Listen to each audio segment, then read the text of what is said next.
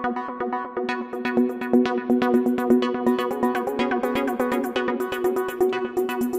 الله الرحمن الرحیم. نن راغلو سلیم میډیا سروس دکان ته چې هغه په سوات کې یو جانه پهچانه نوم دی. نن ما د هغه سره یو داسې ایوارډ ولیدو چې په مینګوره کې ما داسې ایوارډ نه چېرته لیدلی و او نه به چېرته وینم. دا د هغه ایکسپیرینس دی، د هغه تجربه ده چې هغه داسې ایوارډ. سلیم خان وروره، تا ته به د خپل پروګرام کې هرکلی وایو.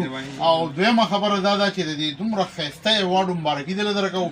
او درېیمه خبره دا ده چې دا تا راښکلی څنګه دی او د دې شاته څه داسې کمال و چې دا ایوارډ نور بهترین ایوارډ تاسو روکو.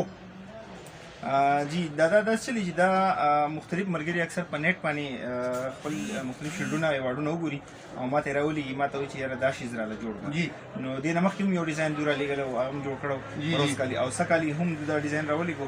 خو دې کې د ټول نه بهترین کمال په دې کې دا پرنټینګ دی چې دا لوکل پرنټینګ دې ته نه ویلی شي، دا ډیجیټل پرنټینګ دی. او لکه د ټول نه بهترین خبره دا ده چې دا کوم جدید پرنټینګ چې اوس نن سبا په دنیا کې چلیږي نو دا په هغه لحاظ سره دا شوی دی. او دا تقریبا تر شي یو هفتې نه په دې باندې موږ کوشش کوو چې مطلب د شیډ یا د ایوارډ شکل جوړ شي. نو بس کوشش مطابق هم کړی چې دومره حد ته ورسو. نور هم لګیا و چې انشاءالله نور ملګري څوک ډیمانډ کوي نو چې موږ ورته بهترین شیډ. بالکل جی.